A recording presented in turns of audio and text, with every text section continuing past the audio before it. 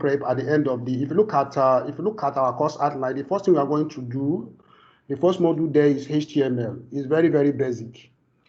I have a lot of my friends that are here. I know that when you say HTML, it's just like, why am I here for HTML? It's just because we are not targeting only those that are already professional in the field. We are targeting beginners. We have people that don't even know what HTML is all about. So that's why I want to start from the ground up. Then after HTML, we'll talk about CSS. Then after CSS, we'll talk about JavaScript, then jQuery.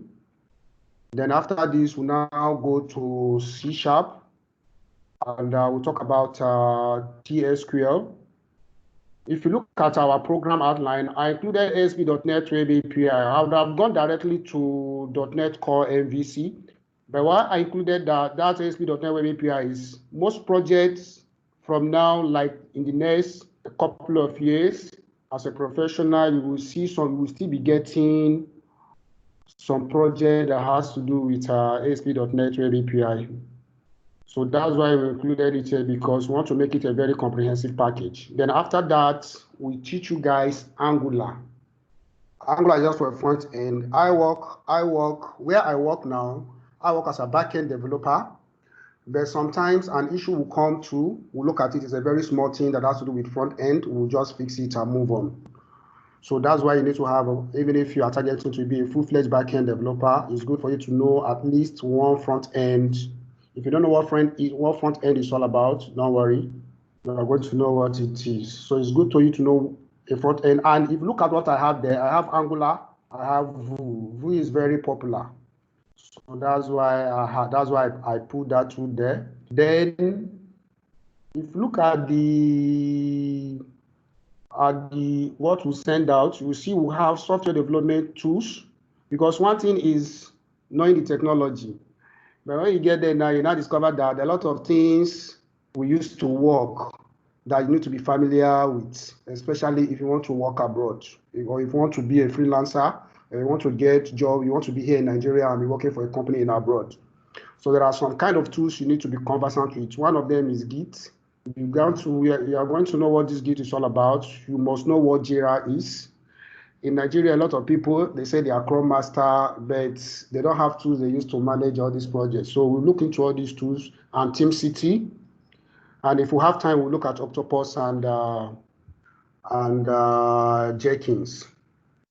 Then the next one, we'll go into system design concept. Like some of us guys that may have an interview with possibly Microsoft or Amazon or all those big companies, they'll always ask questions on system design.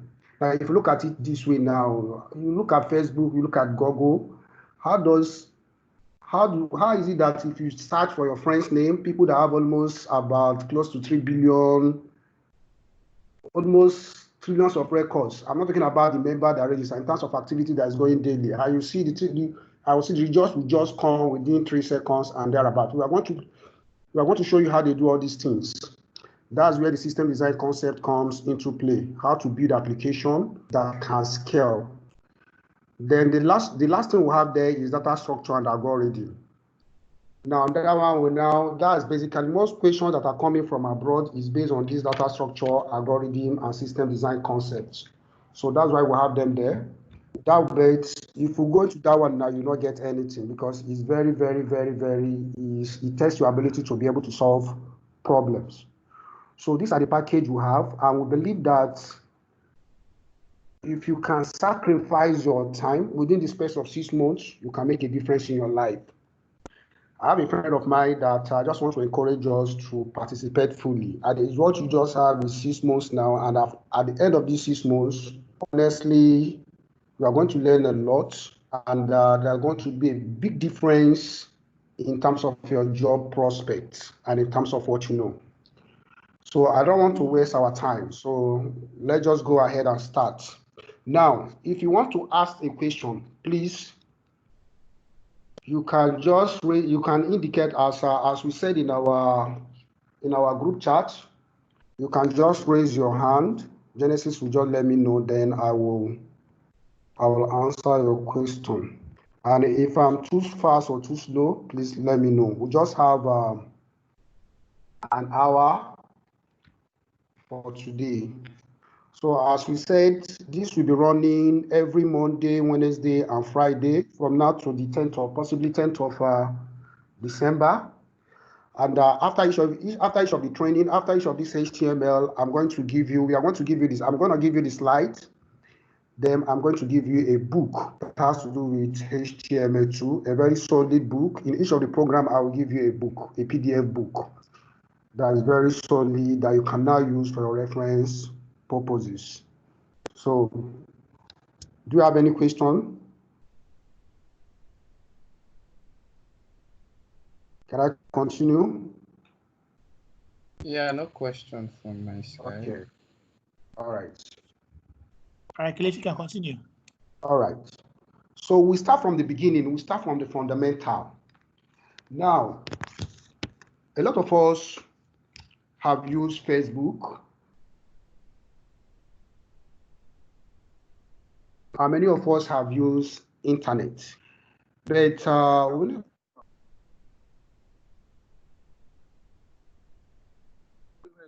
I have a question here.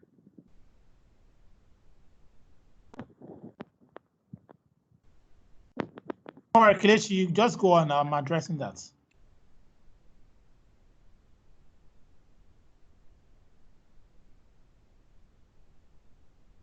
I said that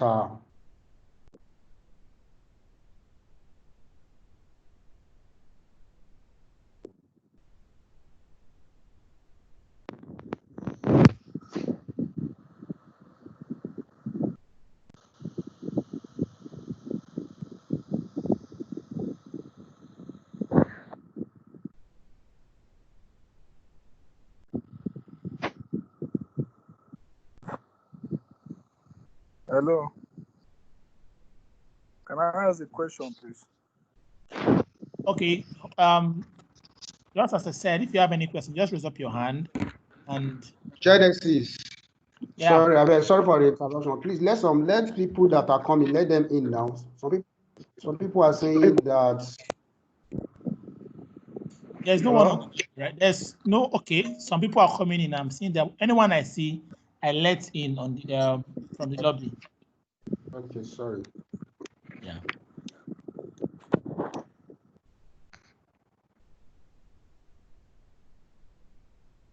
Okay, so we'll start from the fundamental, HTML fundamental.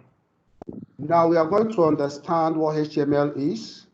We'll see how browser use HTML, and we're going to dissect an HTML document and see what HTML is all about.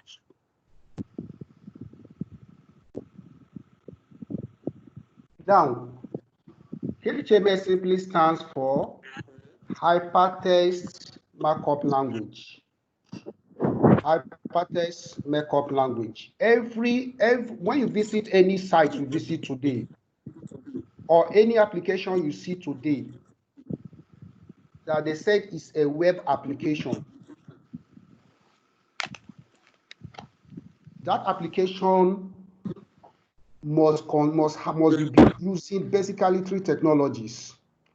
One is, as long as you are doing it in the browser, what you are seeing is HTML, JavaScript, and CSS, irrespective of whatever technology they use, whether it's C#, whether it's MVC, whatever you call that technology, as long as it comes to browser only understands HTML, JavaScript, and CSS. So we are going to see how, when we did in other technologies that are not these three fundamental technologies, we are going to see how all these are being converted to these three technologies I mentioned. So basically, if I'm browsing on Facebook now, everything I'm seeing there, as long as I'm using my browser, it comprises HTML, JavaScript, and CSS. And if you know these three languages, honestly, there is no application you can build. And if you know JavaScript very well, and you know HTML very well, and you know CSS very well, there is no application you cannot build. So we are starting from the basic fundamental, HTML. So HTML has been long for a very long time. And if you go to the web, I click a link, or I see an interactive, I go to YouTube, I watch video, or I go to Amazon, I go to Jumia, I was able to interact with Jumia and buy things. All those things, all this interaction, all these things I'm seeing there are HTML, JavaScript, and CSS. We are going to get to the backend side and let us know how information move from there to the server. But everything is being moved by Java. Is being the interactivity and the behavior is being triggered by JavaScript. Now, HTML has before now, if you look at now when HTML came about, HTML, we use it for research documents, we use it to share reports, we just use it to link one page to another. But today you can use HTML to build storefronts, build a very powerful application. You can use it to share videos, you can use it for mobile apps, you can use it to build a very graphically rich applications. So what we are trying to say is that the HTML of 1999 and the HTML of today, they are no longer the same thing. A lot of things have changed. Now, if you look at my left-hand side, this is the kind of pages we have during the 1990s. But if you look at my front-hand side now, this is the kind of application we build these days. So HTML have evolved over the years. Now, as I said, HTML stands for Hypertext Markup Language. So when we say that something is a markup language, like some people say that it's not a programming language per se. Well, because there is no logic. As far as HTML is concerned, there is no logic. You don't write logic. All you are doing is that it's like for me to say, okay, this is my application, this is a text, but this text now, I want it to be interpreted somehow, but there is no logic. So we are going to get into that detail, but just understand that HTML is not a programming language, it's a markup language. So basically, it is used to mark up your text. I have a text, I can mark them up the way I want them to show. That's what HTML is all about. And this HTML is being interpreted by browser.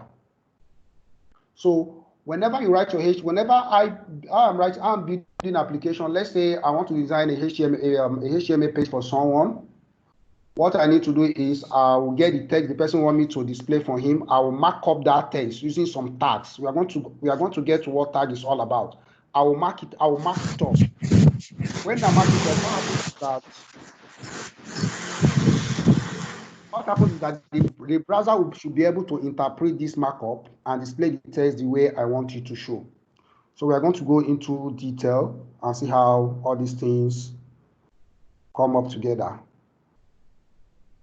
Now, understanding HTML. I said that what me and you will be learning today is hypertext markup language. Now, if I go to internet and I type, let me go to, sorry, I should share my desktop.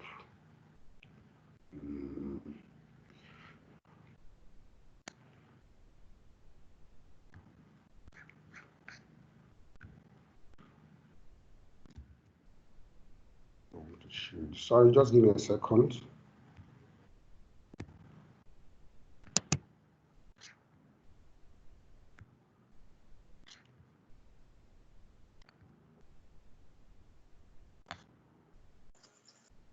Can you see my browser?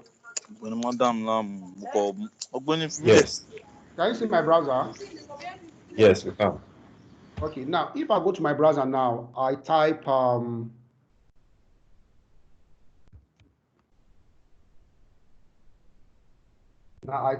jumia.com. Let me go to Jumia online shop. Now, if you look at, I now click on this. Let's say I click on this generator. You can't see your screen. There you are now. You can't see my screen. Yes. I think it's frozen. Yeah. No. See what you need to do. You need to share your desktop so that's anything you are looking at. So it's my desktop. I think we are still seeing the screen that has JU. Okay, let me show my desktop again.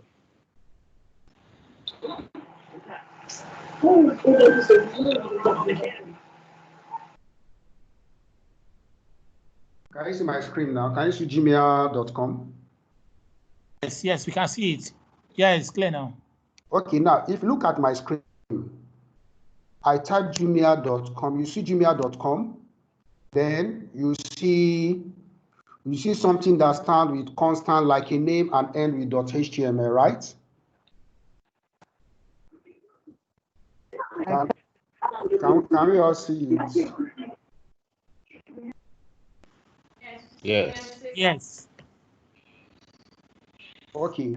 Now, when you talk about internet, we want to talk about how internet works now. So now internet, the web, the way we know it today, the web, I'm talking about the web now. The web, the way we know it today is nothing more than internet document that has been linked together. Document that has been linked together, billions of documents, trillions of documents that has been linked together. Now the question is, if I develop my own site, if I develop my own page now,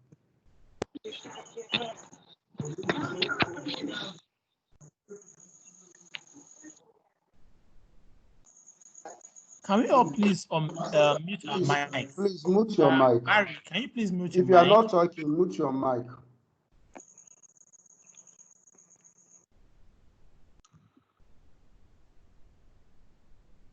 Okay, now there are three things. Basically, the web you see today, I want to just let us know how the internet works. There are basically three things. One of them is the HTML, the hypertext markup language. The second one is the transport protocol, which I'm going to explain what it is. And the next one is what we call uniform resource locator. Some people call it uniform resource identifier. They all mean the same thing. Now, if you look at my site here, I have here hypertext markup language. You have your hypertext transport protocol and universal resource identifier, universal resource locator. So what does this thing means? Now let's go to Jumia now. If I come to Jumia site now, I said I want to go to jumia.com.ng.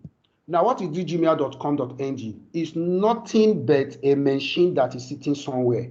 For now, just understand it this way. It's nothing but a machine that is sitting somewhere. It's like your house. You have thousands of houses all over Lagos, but each of the house has an address. So jumia.com.ng is just like a computer that is sitting somewhere. Then inside our computer, Jumia has loaded documents. Each of these documents, each of them, don't worry that all this will be generated dynamically. We are going to still go there when we talk about MVC.NETCON and the rest. So but just understand this from static point of view now. They have all these documents on their system. Now, if I go to this computer, say jumia.com.ng and type this guy, it will always give me this very page you are seeing. If I want to view another product, it's not going to be the same thing with what I'm seeing now. It must be different. So every document you build must have a way you can identify it all over the world, and it must be unique. Only your document. There is no two documents will have that same address. So that's what we mean by uniform resource locator. And the way we do it is that you have your machine pointing somewhere, which is unique all over the world. That your machine will has a name, and that name is that your machine. Then inside of your machine, we put a lot of, I'm just saying this thing from beginner's perspective. So in that your machine, there are a lot of documents. Any documents I want to view, I say, this is your machine name, and this is the document I want to view. If somebody say that is coming to my flat, and they say, come to number 11 Daramola, come to so flat. If you come there, it's me that you will see there. You will not see any other persons there. So that's how the web works. So for me to be able to see your document, it must be able to see somewhere on the server, and it must have a unique name. That is to say, if my server is unique now, all my documents that sit down on that same machine should be unique. But don't worry, they may have a different name and sit in different folders, and each of the folders will be unique. But we're going to still get there. But from beginner perspective, just understand that each of the document must be unique. That's how the system should be able to say, okay, on this machine, this document called XYZ, is that the one this person is asking? Is that the one I will serve you? Then there is something that makes all this thing happen. You ask me, how was the computer be able to go through the internet and be able to go and locate that document that is sitting somewhere, that Jumia document that is sitting somewhere? How will the computer go there and locate it? All this thing works based on hypertext transport protocol. That's the transport system. That's what will go there and bring documenters. But don't worry about that one. That one is none of our business. But what we know is that as long as you provide a valid IP address and a document that is sitting, a public IP address, and it has a particular document that is sitting there, and you have the permission to access it, you should be able to access it. So when you're talking about, so what I want you to understand here is your HTML is what you'll be learning to write all these pages we are seeing.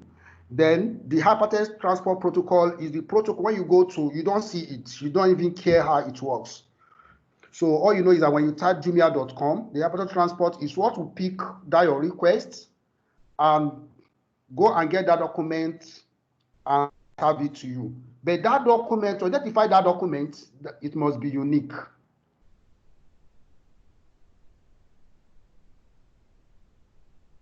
So every document on the internet must be unique. So we'll be learning HTML and see how we can develop our own documents.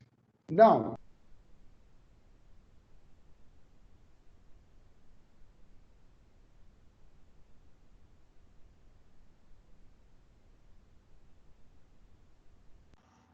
Kelechi, are you there? Guess your mic is mute. okay, sorry for that. Okay.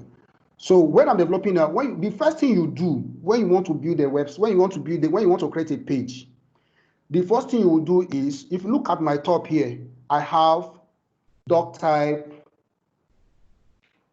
HTML. That's the first thing you put on your. That's the first thing you put on the document. So if I want to build a site now, the first thing I need to do is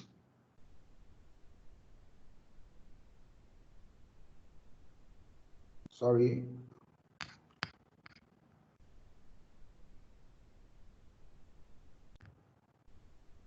I just want to open a folder so that let me just demonstrate it so that all of us can see it.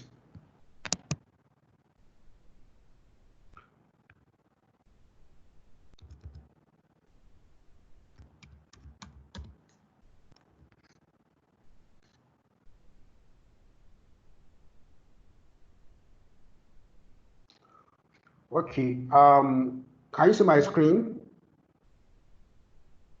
Yes, we can.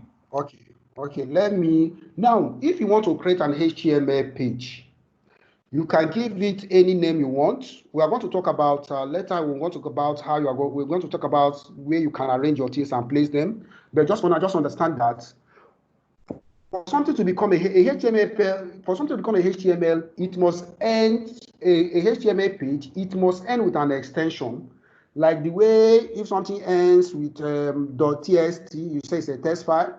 Something ends with .png, automatically you know it's an image. So for something to become, for your page, for the browser to be able to serve it, it must end with what?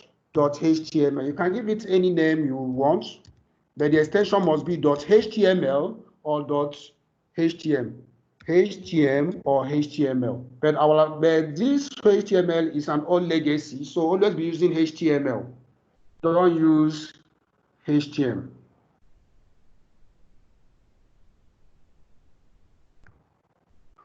So I created this document. Now, the first thing you do on this document is it is not mandatory, but I'll advise that whenever you want to create your page, always start it with doctype/HTML. What this thing means is just to tell the browser, this is not a makeup language yet.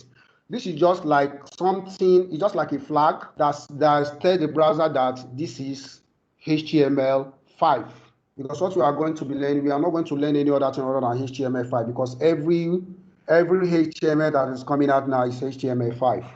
So this thing is not actually you just to tell the browser that this is HTML5. The essence is that browser will know how to interpret all these things.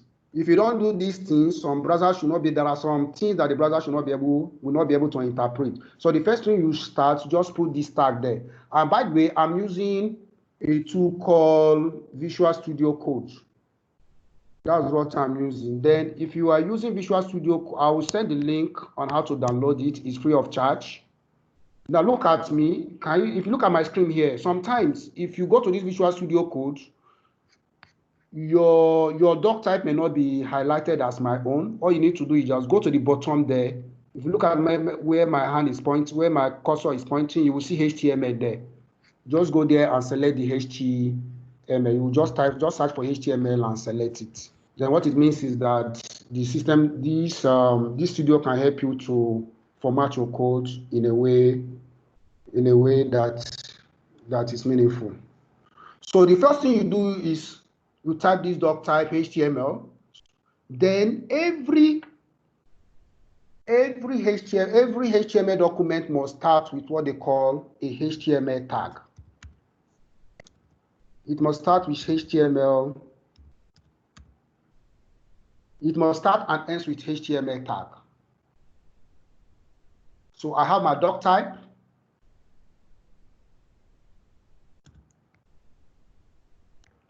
Sorry, this is HTML.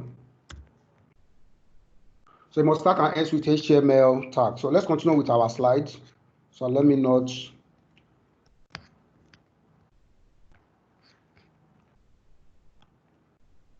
So now, if you look at my slide there, you see the HTML there, and you see the ending of the HTML. So every other thing is coming in between HTML.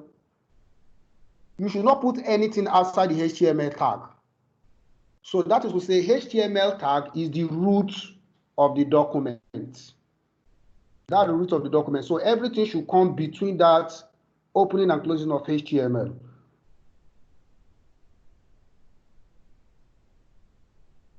Now, so let's go to the code. Now, when you come to the HTML, the next thing you put, when I'm building a page, the next thing you should put is the head tag. Now, what is this head tag all about? We're going to see the kind of things you can put in a head tag element. Now, anything that is in the head is not being displayed. Nobody sees it. It's not going to show.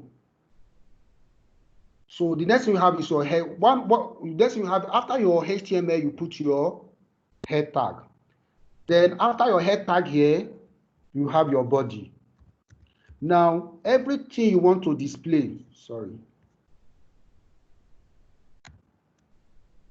Now, everything you want to display, you want it to show up, comes in between the opening and the closing of the body.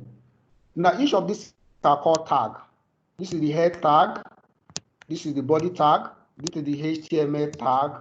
But this one is not a tag. It's a marker, just to tell the browser that this is a HTML document. So everything you want to show, when I view Jumia now, if I come to Jumia now, everything I'm seeing here, they are inside that body tag. Everything I'm seeing here is inside that body tag. Then what should I put in the head tag? Sorry, Kelechi, you have a question. Okay. Owolabi is asking that can we use brackets for writing the code? Yes, you can use any tool you want. You can even use Notepad++ or just Notepad. You can use anything you want. You can use anything you want. Why you can use anything you want is that you can even use your normal Notepad on your system and follow along. So that's why the only thing you need to install on your system to be able to follow on this code is, as long as you have a browser, you are good to go.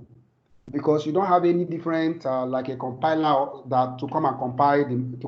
It's a markup language. It's the browser that will interpret whatever code we are placing on whatever markup we are placing on these documents. It's the browser that will interpret it. So you can, with any editor you want, you can use it. But I advise that just use all these lightweight editors. Some of us that have Visual Studio, don't go and start using Visual Studio because you are doing HTML. Just use lightweight Atom, VS Code, Notepad++. I will even advise that we should use Notepad++. Okay. So we talk about the head element. Now, we said that the head element contains document metadata. So let's see what this metadata is all about. Okay.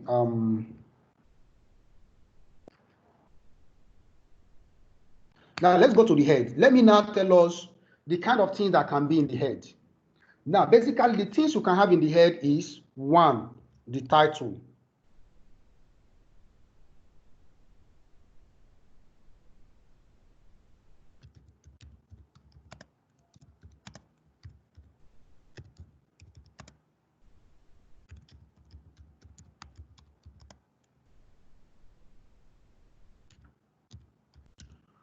Now, the title is what you have in the head.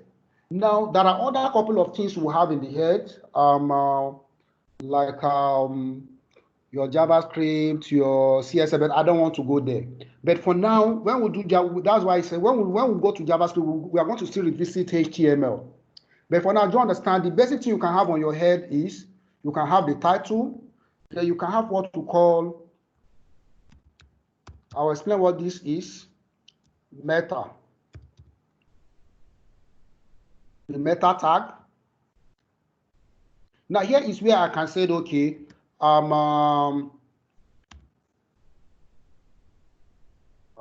can say I'm the author of this document. Here I can come here and I can just put my whatever is the content and description. I just put whatever I want to put.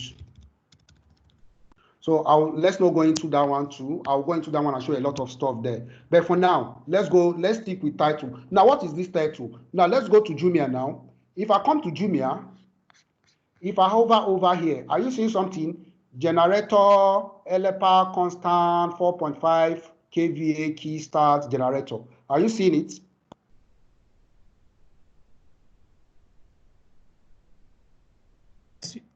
Yes, you can see it. Okay. Whatever you see there is in the title, is from the title page. It's from that title tag. Whatever you see there is from the title tag. I'm working with somebody, a very talented guy. But you know, most of us who started technology, learning all these things without starting from the background. Now something just come where go and change this page. Go and change what is appearing here. What is appearing here? Go and change it. We want to rename it to something. And the person was looking where to go and effect that change. So whatever you see here, it doesn't appear in the body. It appears on the browsers, on the windows, on the title of the window. So now the next thing is the body. Now everything I type on this body, you will see it on your browser. So if I save this document now, let's save this document and view it and see whether we can see this our welcome to software development bootcamp on it. If I save this document,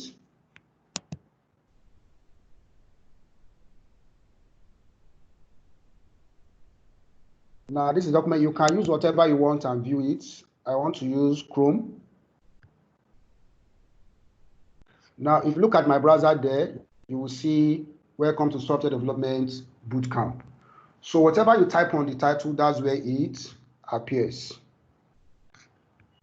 Sorry. I will talk about this, about makeup validation later.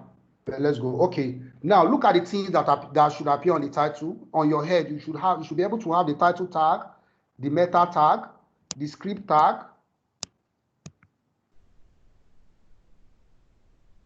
the style, the link, and the base. So we are going to touch each and every one of these things.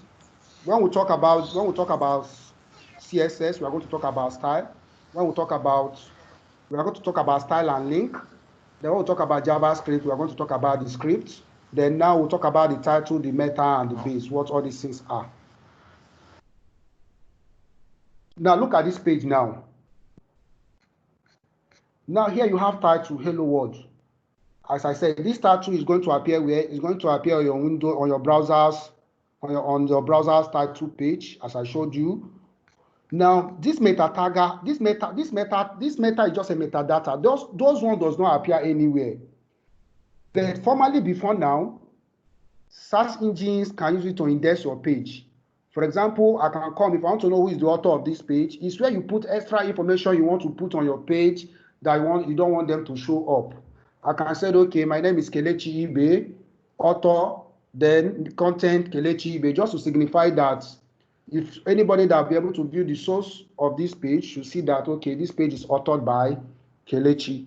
And not only that, search engines, if I have a page and this page talks about my products, I can come here and put name, description, and put some kind of keywords. Search engine can use that keywords and index my page. When someone come and search for such keywords, it can use it to locate my page and be able to display it on the Google site. But these days now, it still work, but there are a lot of algorithms now that shows what comes on top and what goes at the bottom. But just understand that you can put extra information that you want using your meta tag.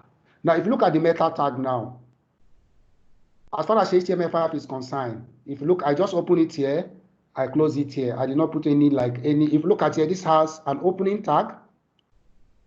And this has, if you look at the title here, you will see / then title. So that's how we close a tag. You open a tag using the angle brackets. The angle bracket to open a tag.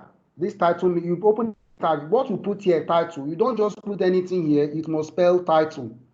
So that's the essence of this. That's called markup. I have this head here. I bring my head. I put the head tag. I put the title tag. All these things are called tag.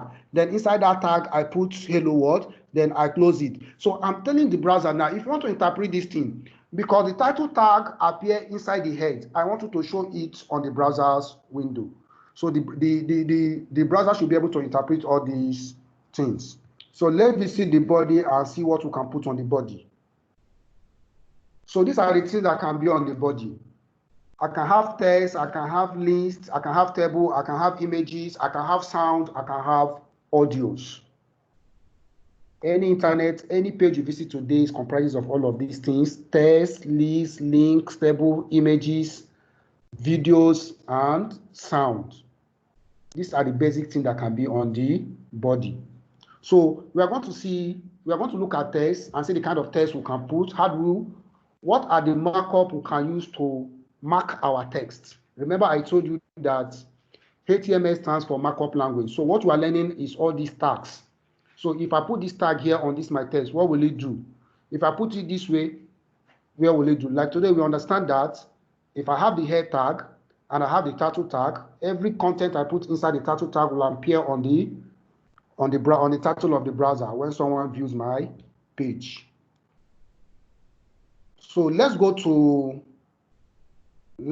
our, okay, look at here now. Somebody gave me a document and said that he want me to build a website that people can come and see the type of product that he has in his store. And now he gave me 10 products that he wants to sell, but he just want me to build a page that can display such products. Now, and he gave me a list of them, and one of them is called, he said he has a generator he wants to sell, and the name of the shop he wants me to build is called Genesis Shops.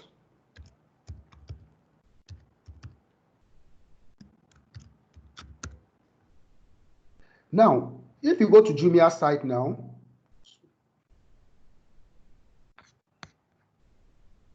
if you look at this person, if you look at the generator, it has a heading here.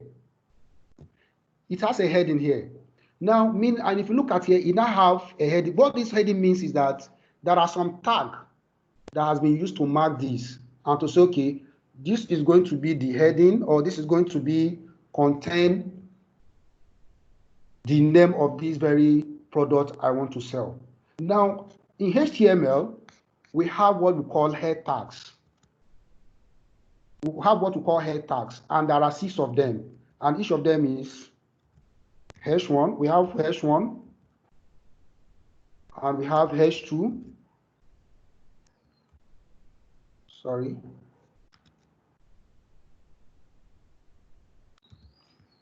Then we have H3.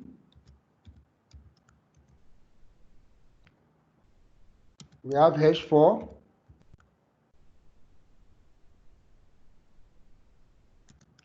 Then we have H5. Then we have H6. Please, we don't have hex. We don't have H7. We don't have H8. We don't have H.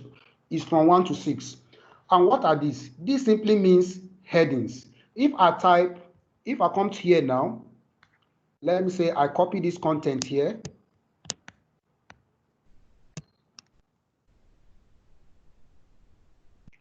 I'm come to my H1 and put it here. Put the same content here, just for us to see the difference, and put the same content here.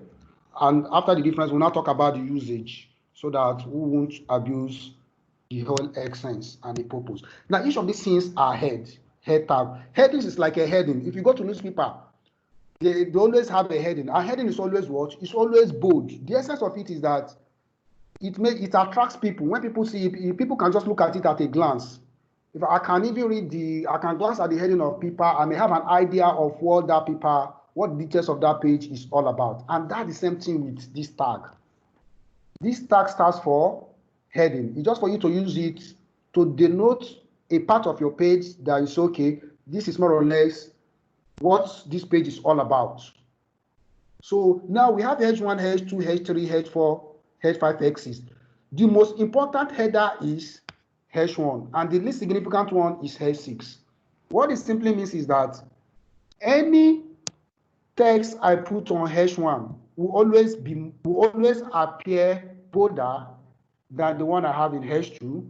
H2 will always appear bigger and bolder than the one I have in H3, and H3 will always appear bigger and bolder than the one in H4, and the one in H4 will always appear bolder and bigger than the one in H5 and the one in H6 too. If you put H7, so let's do H7 and see what we get.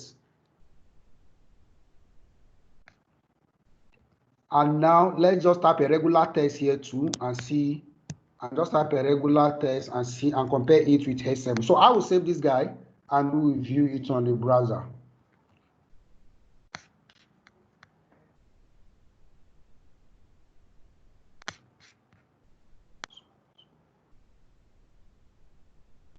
So if you see the way they appear here, the one of the H1 is bolder, followed by the one H2, followed by H3, H4, H5, H6. Now this one, this H7 is just your normal font size, the character that the browser, the default size the browser is using. But if you look at it now, what happens here is now because of that tag we place on this text, the way they show now is different. So that's the essence of markup language. You use it to mark up some specific parts of your text so that they will appear the way you want them to. If you look at, if I go to Jumia now, if I want to see the source, the HTML of this page, it's very simple. Just go to any page, right click and select view page source. Forget the top you are seeing is, we are going to stick, okay. Let me go, okay. There is a single, it looks like a single page app. So, but you will see the doc type there. You still see your HTML. You still see your meta tag there. So if I do Control F and type body, now you see the closing of the head here, where the head closes. You see where the body begins, where the body begins here. Now, if I want to see where the body ends, I can type these tags and search. Now you see it down at the bottom of my page. You see the body, you see the end of the body here, and then you see your HTML. And you see that the HTML tag is the last tag there. So nothing should come outside the HTML tag. And everything you want people to see must be inside the body tag. Anything outside the body tag will not show on the browser. So that's that. So most of these things you are seeing here, most of them are scripts. We are going to learn them when we go to the specifics. So if you look at this page, how those page look, how they demarcate this page, and it looks very nice. We are going to be able to build something like that in the course of the training. So, but just understand the essence of the hash1 tag. Now, I want to say something. Imagine I'm building an application for someone. Now, someone asked me to build a page to build an application for. Now, I did something like this. Just watch. I did something like this. Then here, I put hash1. I put hash2. Then I say, I just put the title or the main. Let me just copy this guy here and put it here. And I now go down here. Sorry, I'll introduce us to what this P stands for. It stands for paragraph. Then I now type the detail of this page. Now I now come here. I now put hash2. I now put hash1 rather. Then after pushing head1, I now come here and now type this. Before I now come here and type whatever I want to type for this product. And this is just a description of, let's say, product 1, all this content. Now, what is wrong with this? What is wrong with this is that this thing is describing about a specific part of my page, let's say segment of my page. And here I have hash2, then here I have hash1. Now, hash1 should always come first, in the sense that because it's the most significant.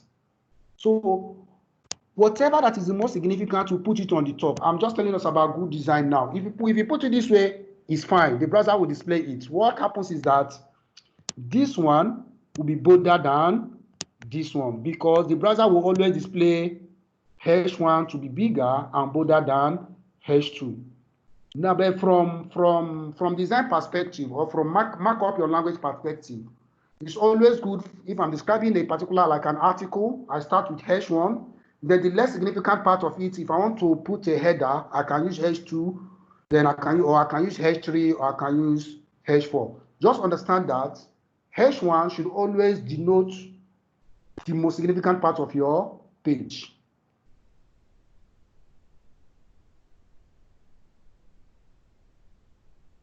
Sorry, so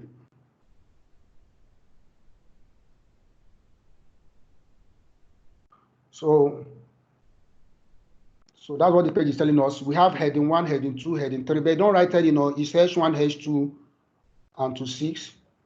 Now it's telling you that hash1 is the primary heading for the document, should only appear once per page. Nobody says it should appear once. It can appear more than twice, more than 3, but the most important thing is that I may be describing a page, I may be describing something on my page, and 2 aspects of my page may be more, let's say, may have equal significance. I can use the same hash2 for them. So, but the most important thing is hash1 should denote the most significant part of your page in terms of title, and the second, the hash followed by hash2, followed by hash3, followed by hash4. So that's the essence of the hash tags. Then there's something we call block elements and inline elements. I'll talk about them. So let me quickly walk us through. Now that's the essence of this hash element. Now, apart from hash, we have what we call, if you look at this div, I put something on div. Div is just like a container. It's a generic container. It doesn't format, it doesn't apply any specific format on your content. What it does is just to say, okay, this place is talking about my generator product. Let me use another div, and it's just to mark up a segment like a container that contains some specific aspect of your page.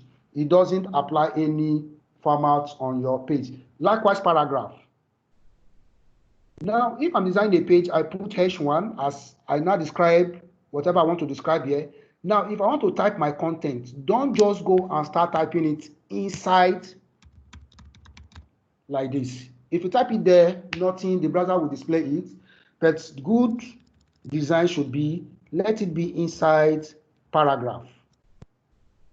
Now, both paragraph and both this div tag and paragraph, we'll call them, let me just do paragraph first. If you look at this paragraph now, if I come to this paragraph is like, okay, I want to talk about something.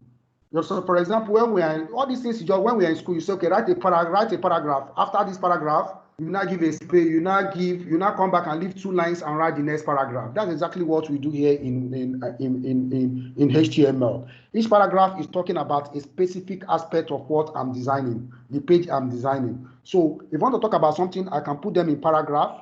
I can just talk about something on my page and just put them in paragraph. Then if I want to talk about another one, I can come here and open another paragraph and type. But if you look at this paragraph now, let's assume I want to bring a very long content. I want to generate text, sorry.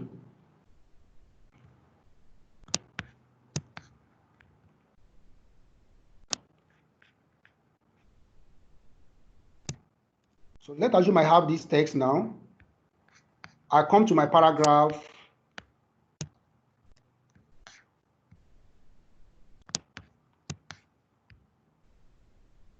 So I come to my paragraph, I paste it. Don't worry about.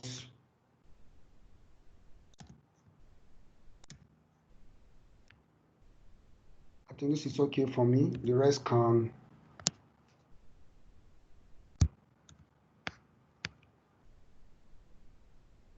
So I have this my content. Now now if you look at this one again, this one is the second one.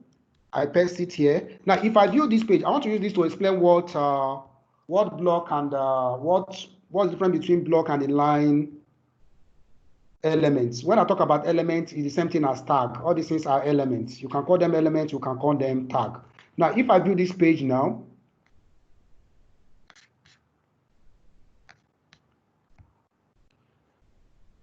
this is my first paragraph here, and this is my second one here.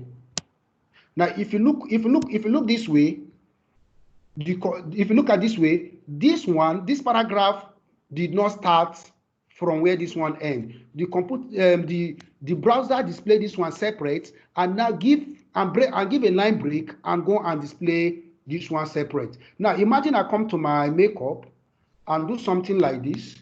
Inside this paragraph now, I now put something like this. This is a tag called span. I can say, I put my name there. Now I click save. Now, if I go to my browser and view it, now if you look at Kelechis appeared here, it did not appear in a separate line. So that's the difference between block elements and what inline elements. So if I want to put my content and I want them to appear inside, just because we'll be formatting this when we learn CSS. This Kelechi, I want to highlight it, or I want to just emphasize it somehow, but I don't want it to appear in a separate line. I can place it inside inline element. If I place it imagine I place it in a P tag here now. I put this Kelechi in a P tag, which is what? A block element. I save it. I come to my browser. This is what happened. Because it's a block element, it must start on its own. It must start on its own line. So that difference between block elements and never ever put, apart from putting it is, don't ever put paragraph inside paragraph. Rather, you put your div. A good design is you should put your div. Your div should serve as a container that differentiates each part of your page. Then your P, which is your paragraph, should be where you now start, but whatever text you want to compose should be inside P. So good design, I have my div as a particular aspect of my page that has to do with holding, let's say, the new arrival of my products. So if I want to describe that my products, I can put them inside P. And if I want to talk about the heading, I can use H1 to put to give it a title or whatever this particular segment of my page is all about. Then here I will now type whatever this segment of my page is all about. Don't always put your head tag inside your P tag. Always put it inside your div tag. Then your P tag should contain whatever the content you want to display. You can have as many paragraphs as you want to have inside your P. Remember, they don't format, they don't add anything to your text. The only thing is that anything you put inside here, all of them, the computer will just make sure that the browser will interpret this as a block, because it's a block element. Any other thing that is coming below it should not continue in that new line. It should come below it. So whatever I type here should not continue from here. Should not continue here. It must continue beneath this one. So that's what block elements are all about.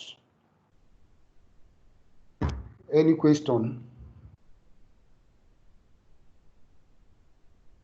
No question. If you have any question, you can feel free to ask. Okay, so you have your span. Your span tag. You can place anything on span. Span is another tag you need to learn. You can place anything you want to play on span, but just understand that anything you place on span, if I have a text, even if I don't put something on paragraph, watch, I have this text like this. There is a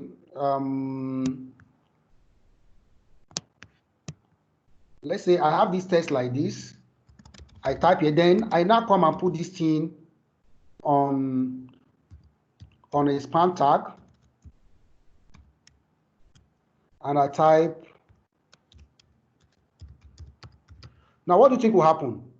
Because this is not a block element, it means that this will continue from where this one stops. So the computer will display this. After displaying this, it will still display what? Genesis. It's not going to display Genesis on the beginning of a new line, because it is an inline element. So if I view this now, I'll go to my browser.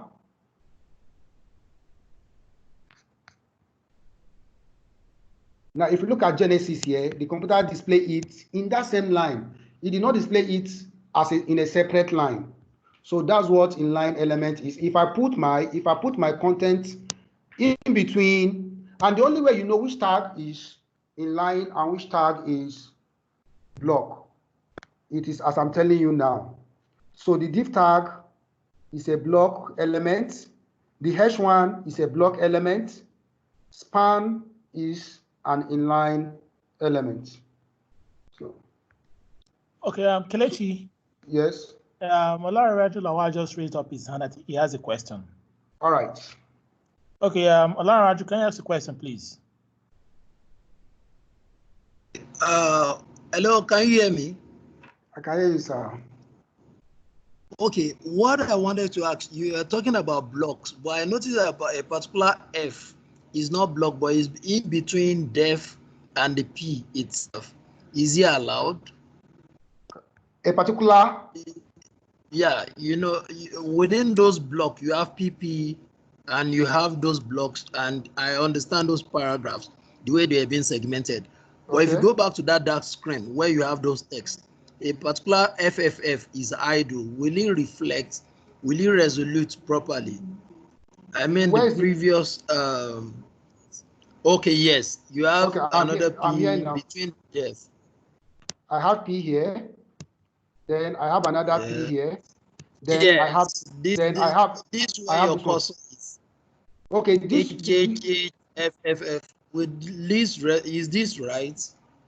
Okay. You know, everything is inside. Yes, okay. Yes. Okay, now you can have your text in between.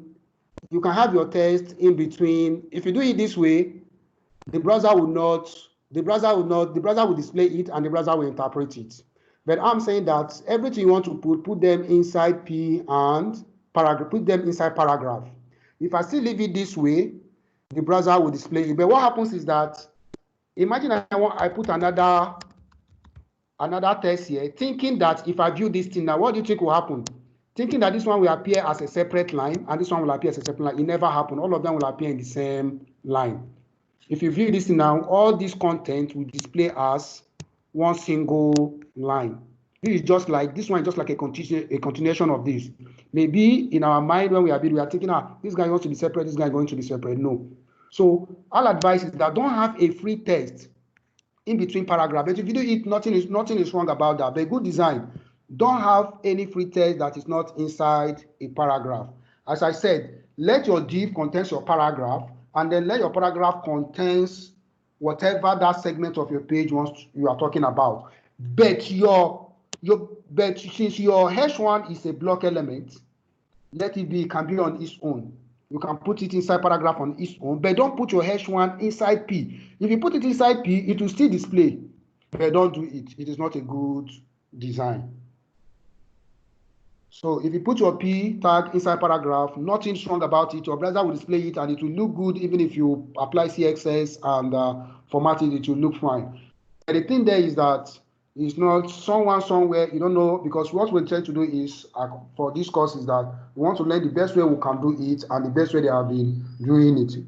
So that we don't go, no, okay, because we can do it this way, let's be doing it, and just, no, don't do it that way. So let your P paragraph, let your text always be inside your, since you have a block element here again, since you have a block element, let's use your div, designate a segment on your page, then whatever content you want to put, like say text, if it is a heading, you use H1. If it's a block of text you want to describe something, please put them inside P.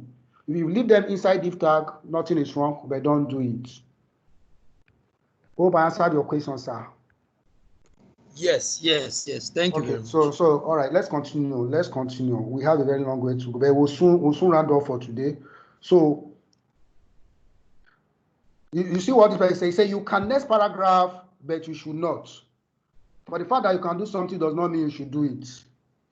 So I'll give you a demo of headings and block elements. So that's what we call free format text. If you look at... Okay, Kelechi, sorry for interrupting. I think let's take one more question from Peter before you continue. Peter, can you unmute and ask your question, please?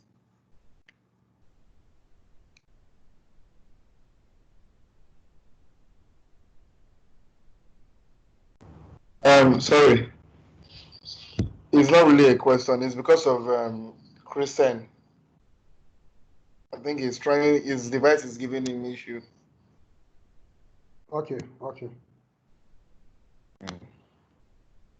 So let's continue. So we'll be okay. If you look at, so when we will discuss about text breaking and white space, we'll call it a day. So, okay, so if you look at imagine I'm building an application for someone, and I want to remove all these ones now. And let's assume I have this paragraph here now.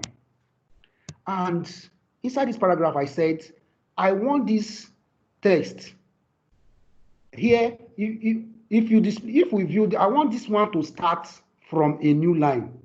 Because if I leave this thing this way, what happens is that the computer will just display this thing and use its own break line and break them if it can break it. If you view this page now, let's edit and view so that I'll get a very good understanding of what I'm trying to explain.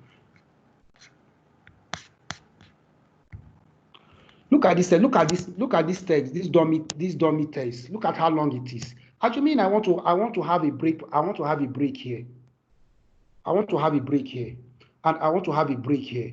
I want to have a break here. How do I go about it? Now there's a tag we can use. It's called the breaking tag. The break line, you can call it break line tag. What it does is that if I want to put a break line, let's say I want to put a break line here, all I need to do is I type the BR tag. If look at the way I close it to, it is not like this. Watch, it is not like this. BR, then I come and do BR. No. So the way to type it is just like this. We call it void tag. So we're going to learn some tags that don't have a closing tag. This one is called a void tag. Sometimes if you just type only this, but always do it this way because that's the proper way to do it. So you type your BR. So if I view this, if I put this one here now, and still copy it and put it here, any place you put it, the browser will what the browser will do on that, it's browser that interprets this tag. There is nothing that interprets this tag. It doesn't compile. There is no interpreter for it. It's the browser that translates all this markup. I'm telling browser now that whenever I see this tag, I need a break line. So if I view this page, if I view this my page now, you will see the browser is going to respect that tag and show me and put all this in a separate different line. You see here now, I have my dummy test, I have this guy. So any place you want to create a break line, you can use your break tag. Now, watch this now. Now, if you look at here now, just watch what will happen, watch what I did here. I come here now on this my second tag here, that starts with Laura Ipsum, this very second one here, I want to put a space, a force space. I do something like this. What do you think will happen? The browser will condense this thing to one single space. No matter how many, if you like, let it go this way. The browser will what? The browser will put this thing in one single. If I go to my browser and view it, so it doesn't care the number of spaces you have. You see, I'm still seeing the same thing. So it does not care. The browser will just put all these things in one single space. So but don't do it this way. It is not good. Make it always format your text to be readable. But sometimes I will say I need like extra 4 spaces. Sometimes I say I need like extra 4 spaces because any number of spaces you put here, the browser will still interpret them as a single space. Let's go and view it. The same thing, browser is seeing it as a single space. So irrespective of number of spaces in between your words, the browser still see them as a single space. But at some time in our design, we said, okay, I want browser to respect all this number of what? All this number of spaces that I have. I want it to appear that way. I want browser to respect it. That is when sorry, your screen is no longer showing. Or is it just me? Okay, I can see your screen. Sorry, go on. Sorry about that. Okay, there are sometimes I said I want browser to obey this my space I have here. I want it to appear that way. That is when we now use what they call preformat tag. It's called PRE. It's called, I want it preformatted. I'm telling browser that this text has been preformatted, so I want you to respect it. I just want to put it, you can put it inside, this guy does not mean, I want to put it inside P tag. If you put it, it doesn't change anything because it's a block line element. So what this means is that I want the browser to respect my space, to respect how this thing is. I don't want you to interpret this my space to condense it to a single space. I just want you to display it the way I have it here on this page. So if I save this and go to my browser now and view this, you see, it respected that my line here. Look at my line here. It respected it. So that's the essence of that preformat tag. There are sometimes somebody will give you something and they say, I want you to be displayed this way it is. And this number of spaces is no longer single space. They may want to have 5 or 7 spaces in between words. All you need to do, even if I put space like this, if I put 4 spaces like this, the browser will respect it because it's inside that pre-formatted tag. So I'm telling the browser that leave it the way it is for me. I know what I'm doing. I don't want you to start going ahead and interpret my stuff for me. So it's breaking here. That's why it's like that. But there are sometimes, ipsum. Okay, I have some breaking.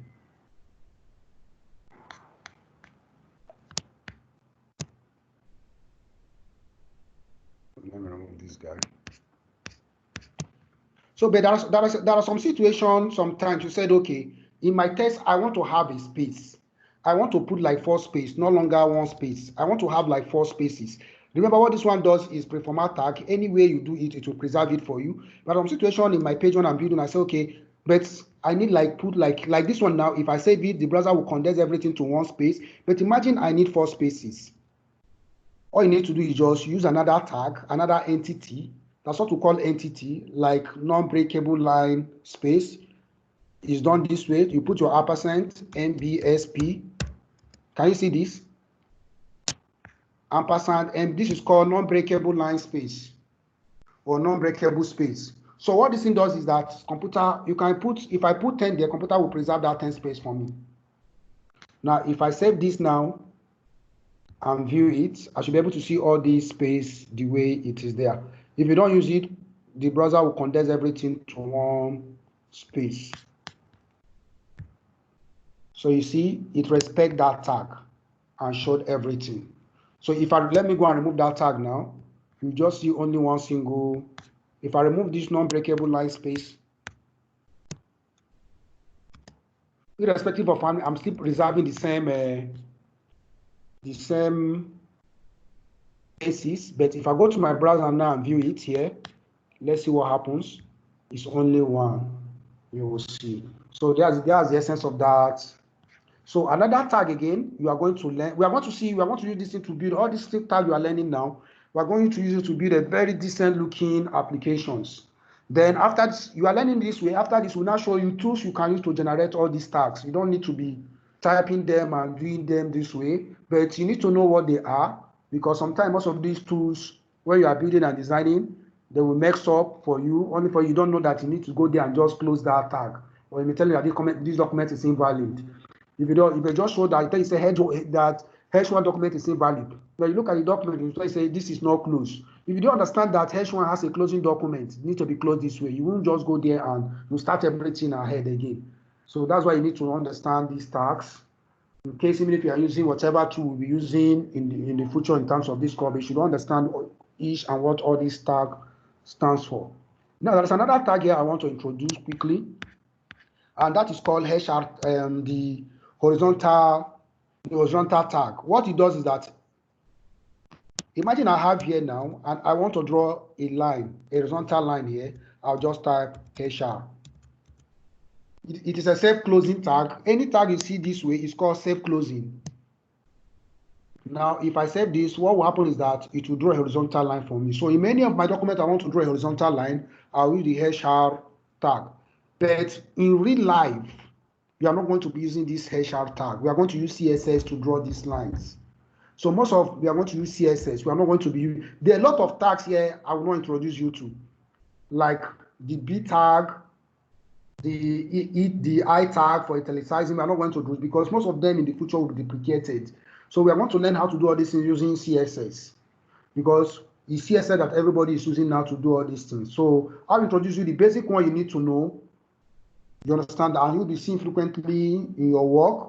Then we'll now go to CSS and see how we can now introduce CSS. The one how CSS can help us with to format our document and all that. Now, if I view this document now on my page, you see it gives me a horizontal line. I can see a very horizontal line. All these horizontal lines, you can style them, you can make them to be red, you can make them to be blue, you can make them dotted and all the rest. We are going to see how to do all these things using CSS. We are going to still build a full-fledged application using HTML only. And now we'll now see how we can use CSS to style them and make them looking very, very, very, very neat. Okay, so that's what this document is all about. Now, that's what we call, look at this document here, the one that stands with ampersand, LT, then you have your semicolon. It stands for, all these things are called entities. They are entities, we call them entities. Now, if you look at our page here, imagine I want to put this thing between angular closing and closing bracket like this. Open and closing bracket.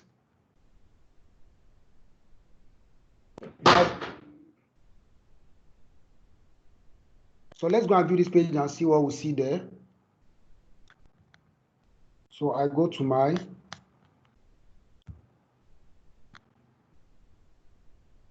okay, it seems I have a lot of stuff here to be confusing. So let me clean it up. Let me just clean everything from here since we are not needing them again.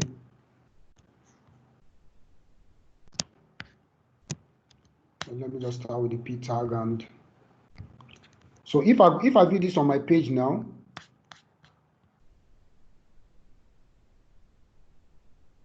but I want to display that my tag, but I'm not seeing it. What's displaying this guy? I see my typesetting, but that test of the printing, and I'm not seeing that test of the printing. I just see only my typesetting. Look at what we are looking at here. Is this test I highlighted? Remember, I have something inside closing, and I have this dummy test of the printing inside opening and closing bracket, but it's not showing. Now, because the browser understands this closing and opening open and closing to mean something. If I want to display them on my page, that is when I will now use ampersand. Now you need less than ampersand LT. That's the less than symbol. Then if you need the greater than symbol, you are going to use ampersand GT. That's the greater than symbol. Sorry, this is. So these are entity characters. So what this thing will do is that the browser, this is how the browser will now insert this greater than symbol and this less than symbol. So this is what you can use to put them there. So if I view this tag now, you see it will appear the way I want it. So any text you want to appear inside between greater than and less than symbol, you can use that. You can see it now, it's there. Look at the text there, you see the greater than and the less than symbol. So that's what that tag stands for. So there are other symbols I want that will properly use again. It's called the copyright. Imagine I want to place the copyright symbol. Like if I go to Jumia now, if I go to the bottom of their site,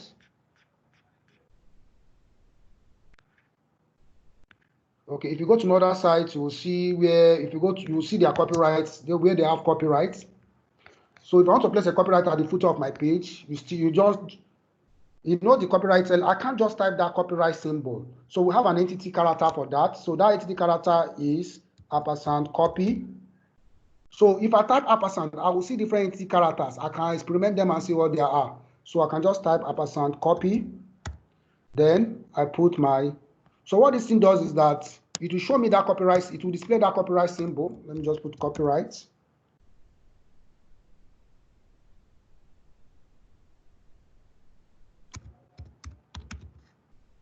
So if I save this and display,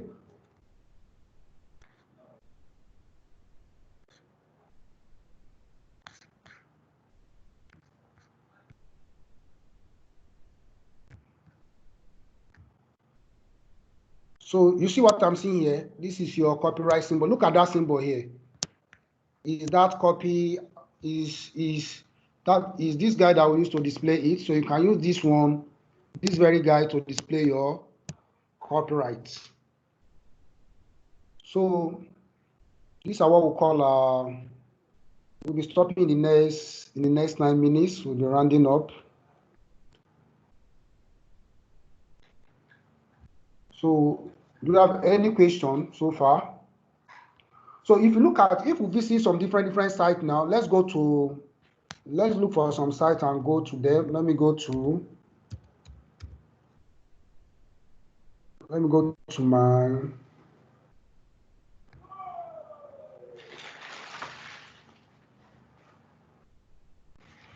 So if you look at this site now,